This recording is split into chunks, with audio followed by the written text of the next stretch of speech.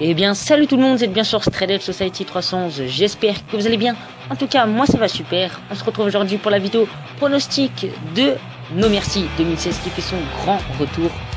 Donc juste avant de parler des détails du pay-per-view et du pré-show, je tiens juste à dire que comme vous pouvez le voir actuellement en fond vous avez un gameplay de 2K16. Donc normalement, parce que là j'ai pas encore téléchargé les vidéos, mais c'est des highlights qui sont issus de la chaîne de Espasion Ninja. La chaîne sera en description, n'hésitez pas à vous abonner.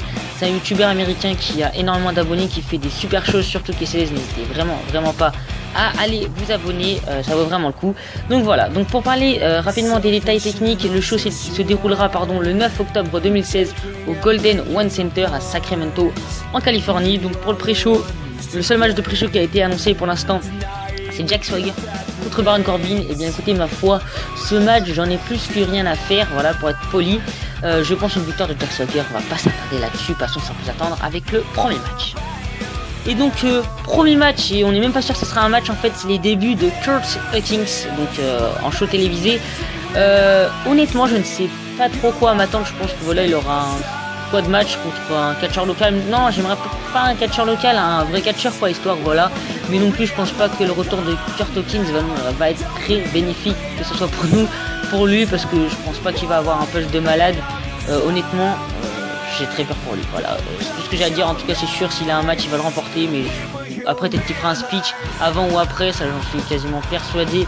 Mais voilà, donc je pense que c'est sûr que Kurt Hawkins va faire forte impression lors de ses débuts. Mais voilà, on va pas non plus avoir un Kurt Hawkins de malade, parce que c'est pas non plus un catcheur officiel. Deuxième combat de ce pay-per-view No Mercy qui fait son grand retour, hein, je le redis, c'est le match entre Nikki Bella et Carmella qui sont en rivalité depuis pas mal de temps, je dirais pas 3 mois mais peut-être 2 mois, hein, qu'elles se titillent les deux. Donc voilà, elles s'affrontent enfin en pay-per-view. J'ai envie de dire, je m'en fous royalement de ce match encore une fois.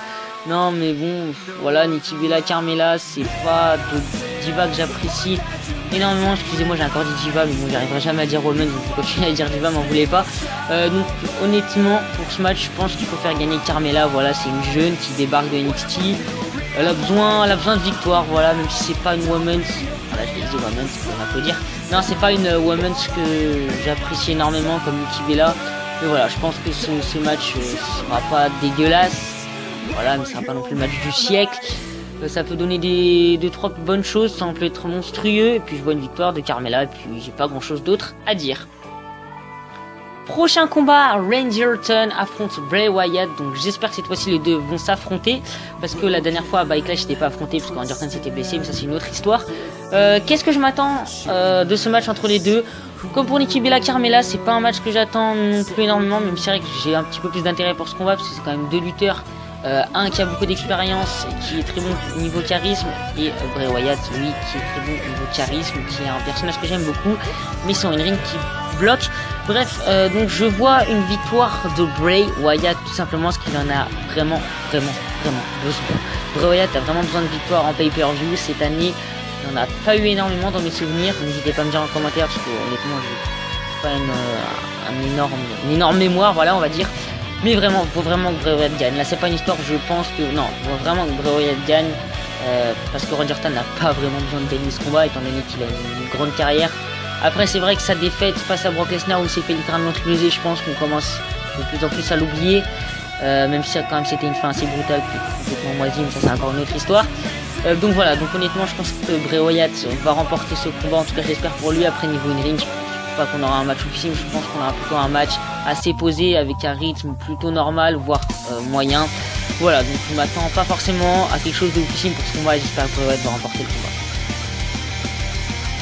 Prochain combat, c'est le match que j'attends le plus de cette soirée, c'est le match entre Dolph Ziggler et le Miz pour le titre intercontinental. Et si Dolph Ziggler perd, mesdames et messieurs, il doit arrêter sa carrière. Et mon dieu, qu'est-ce qu'ils ont bien fait de rajouter cette stipulation.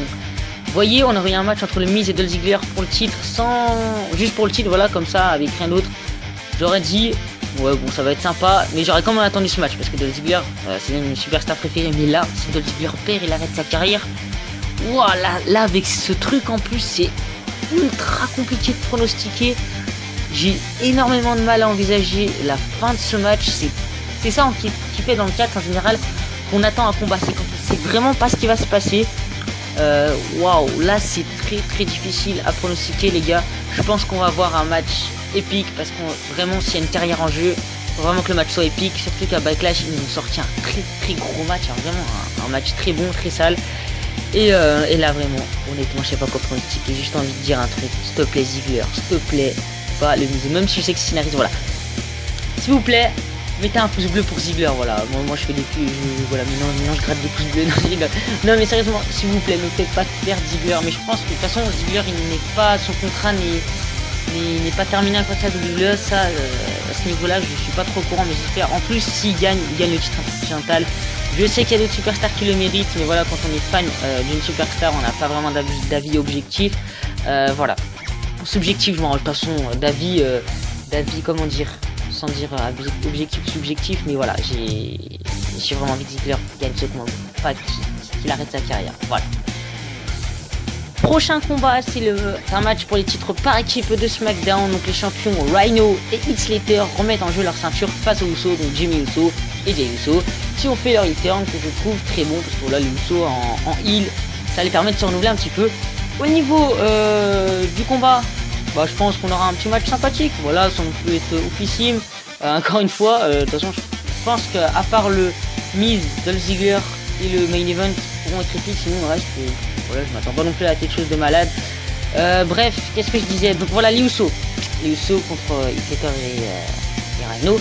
Je pense clairement que Heath Slater et Rhino doivent conserver encore leur ceinture parce que voilà, je trouve que ensemble, même si ça peut paraître bizarre au début, voilà, ça paraissait un petit peu bizarre cette équipe des Usos, pas des Usos de Heath Slater et Rhino, mais en fait moi je trouve que c'est plutôt sympa, ils me font bien rire les deux.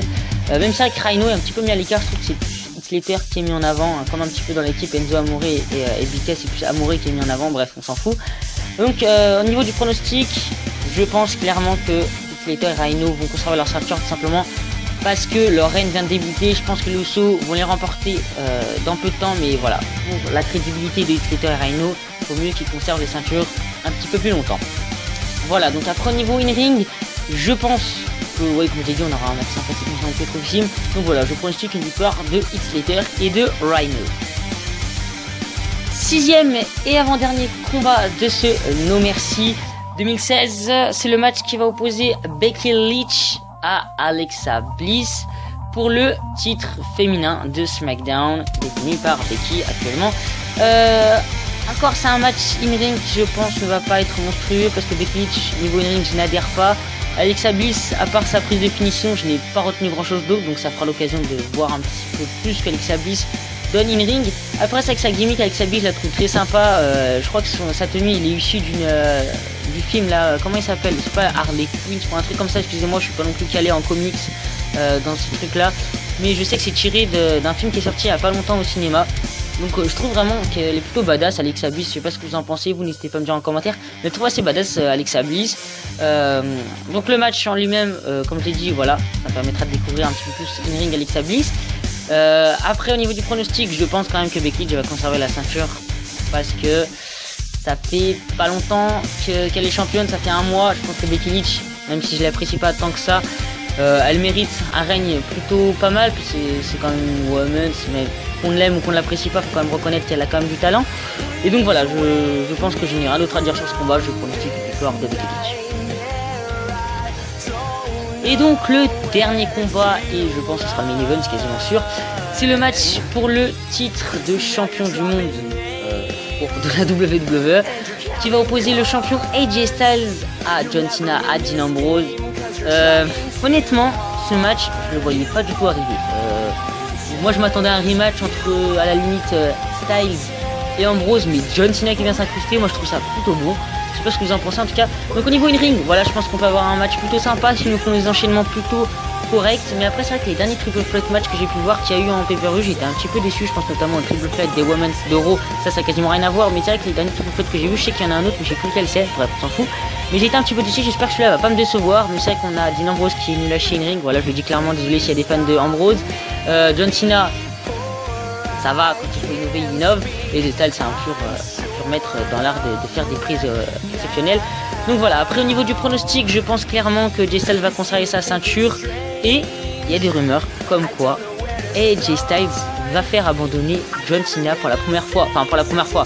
Vous m'avez compris, pour la première fois dans l'histoire de sa gimmick du mec qui never give up. Voilà.